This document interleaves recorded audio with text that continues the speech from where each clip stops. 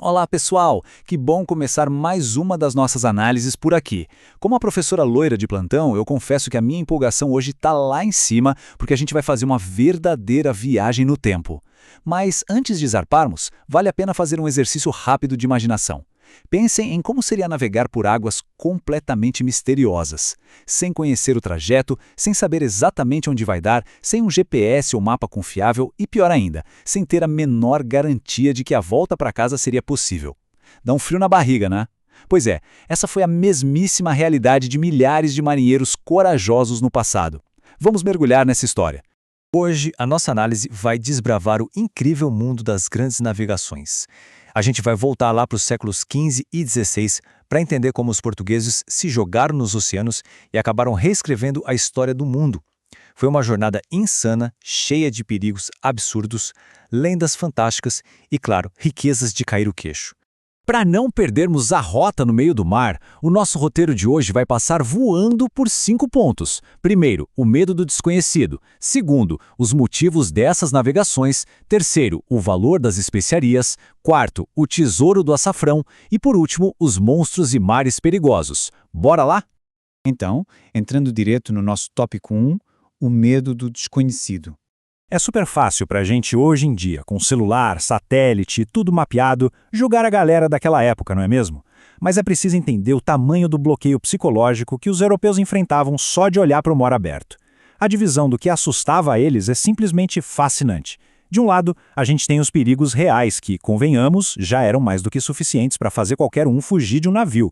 Eles encaravam ventos contrários constantemente, mapas cheios de erros que não levavam a lugar nenhum, além de surtos terríveis de fome e doenças a bordo. Mas, do outro lado vinham os perigos imaginários. Acreditava-se fielmente que a Terra era achatada que nem uma pizza. Achavam que, se navegassem longe demais, o barco ia literalmente despencar num abismo cósmico sem fim.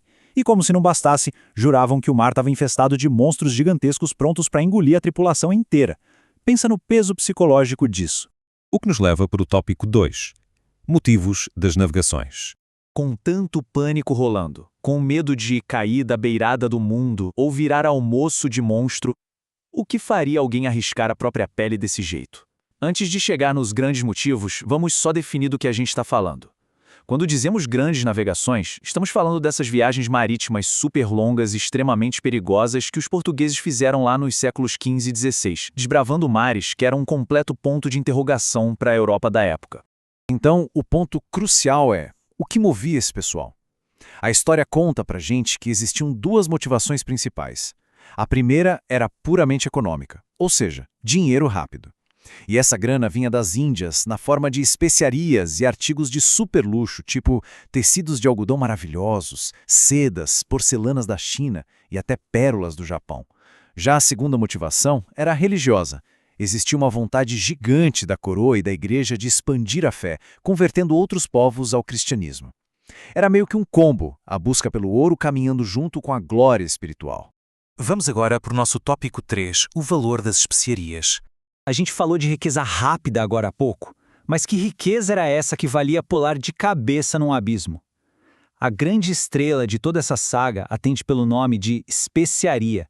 E olha, não estamos falando daquele temperinho esquecido no fundo do armário da cozinha hoje em dia, não. Especiarias eram os temperos caríssimos trazidos do Oriente, das famosas Índias. O grande truque para entender tudo isso é pensar no contexto histórico. Imagina um mundo totalmente sem geladeira. Nenhuma. Como é que se conservava uma carne? Como disfarçar aquele gosto de comida que já passou do ponto? As especiarias eram literalmente a tecnologia de ponta daquela época para conservar alimentos e deixar tudo gostoso de comer. E tem mais, elas eram a base dos remédios e dos perfumes. Ou seja, era pura questão de sobrevivência misturada com o mais alto luxo. A versatilidade dessas coisas era um absurdo de brilhante. A canela, por exemplo, que é super antiga, ia em licores, doces e até na medicina da época. O gengibre era pau para toda a obra, usado em pães, molhos e, curiosamente, hoje a gente acha até em pasta de dente e chiclete. A pimenta, claro, dava aquele toque picante que todo mundo queria. Mas o cravo, a história do cravo é genial. Além de brilhar na cozinha, sabem para que ele era muito usado? Para tratar cárie. É muito louco pensar numa pessoa com dor de dente no século XV, aliviando o sofrimento com uma florzinha trazida do outro lado do mundo. E a noz moscada era caríssima, super valorizada para perfumaria e tratamentos de saúde. Seguindo para o nosso tópico 4, o tesouro do açafrão. No meio de todas essas riquezas, tinha uma especiaria que reinava absoluta. A história do açafrão verdadeiro é simplesmente de cair o queixo. O nome científico da planta é Crocus sativus. É uma flor lilás, bem pequenininha e de uma delicadeza surreal.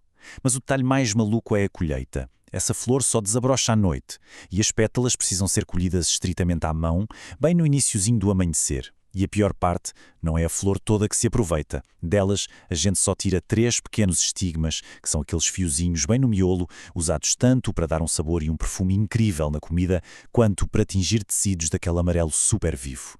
Para termos noção de quão raro é esse produto, basta guardar esse número: 50 mil. Cada fiozinho daqueles pesa apenas centésimos de grama. Para conseguir produzir um único quilo de açafrão verdadeiro, é preciso colher na mão nada menos que 50 mil flores. Tudo isso de madrugada, flor por flor. Dá para entender perfeitamente porque, há mais de 5 mil anos, o açafrão é a especiaria mais cara de todo o planeta, não é? E aqui vai um esclarecimento super importante, porque a confusão é garantida. O pozinho amarelo e barato que muita gente tem na cozinha para colorir o frango ou o arroz não é o açafrão verdadeiro das grandes navegações, tá? Aquele ali geralmente é a cúrcuma, também conhecida como açafrão da terra. É uma delícia, super saudável, mas é infinitamente mais barato e um produto de qualidade bem diferente daquela joia raríssima que os portugueses cruzavam o oceano para buscar. E por fim, o nosso quinto e último tópico: monstros e mares perigosos.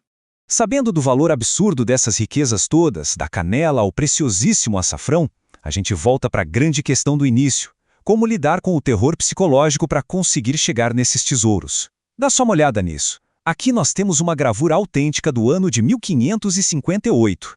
Ela mostra uma serpente marinha colossal enrolando e literalmente engolindo uma pessoa direto do navio. O grande detalhe é que, para quem olhava isso na época, não era historinha de pescador.